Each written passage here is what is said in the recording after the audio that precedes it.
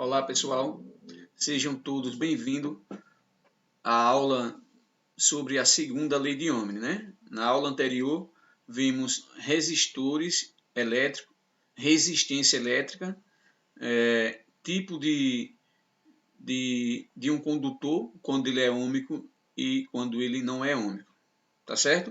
Então, continuando a nossa aula, a aula de hoje é sobre a segunda lei de Ohm.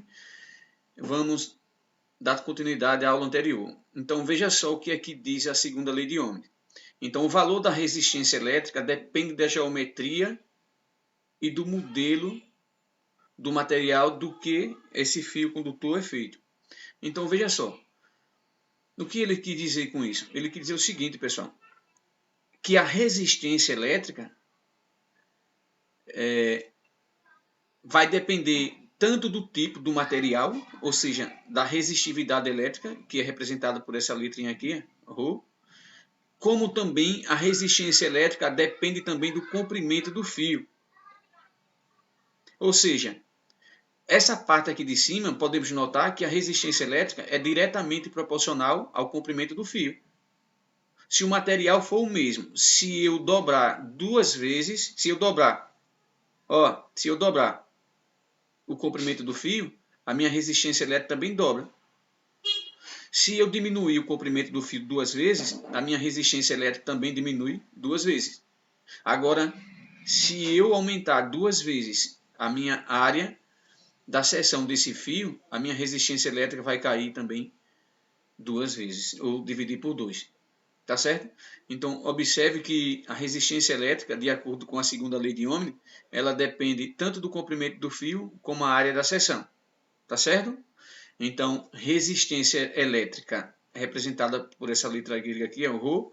A resistência elétrica é a característica específica do material que eu estou usando, se é um cobre, se é um zinco, bronze ou uma prata, como depende do comprimento do fio, como da área.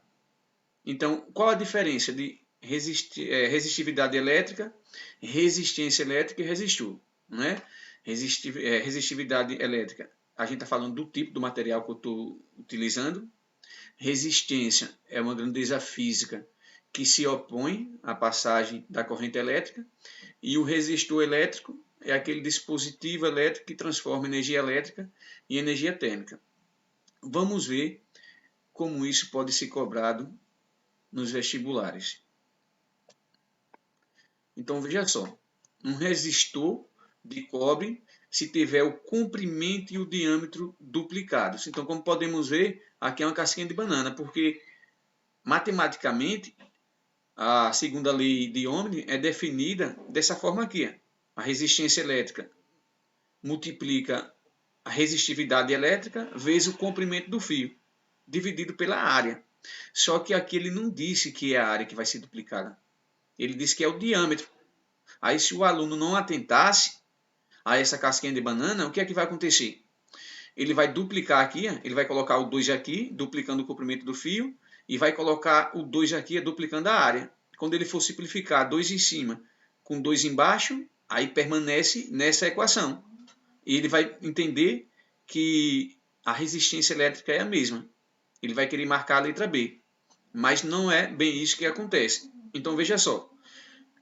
O aluno ele tem que lembrar que a área de uma seção ela pode ser calculada sobre π vezes o raio ao quadrado. Como a área é πr ao quadrado, o que é que vai fazer? Eu posso substituir isso aqui por πr ao quadrado, ficando assim com essa equação. Agora eu vou duplicar meu comprimento do fio e vou duplicar o diâmetro do fio. Tá certo? Eu duplicando o diâmetro do fio, o que é que vai acontecer? 2 está aqui de cima, 2 ao quadrado vai ser 4. Simplificando aqui em cima por 2 dá 1. Aqui tem 1, não preciso colocar. Simplificando 4 por 2 vai dar 2. Aí eu vou ter o quê? Essa expressão. Observe que aqui em cima, como eu simplifiquei, o comprimento do fio manteve, né? Porque aqui tem 1. E aqui embaixo a área ela aumentou duas vezes. Como a minha área ela é inversamente proporcional à resistência elétrica, então Dessa forma, a resistência elétrica caiu pela metade, ou seja, dividida por 2. Então, a alternativa correta é a letra C. Tá certo, pessoal? Então, eu espero que vocês tenham entendido. E não esquece, você que ainda não é inscrito, se inscrever no canal, ativar o sino para receber as notificações das aulas posteriormente. E que Deus abençoe a nós todos e até a próxima aula, se Deus permitir.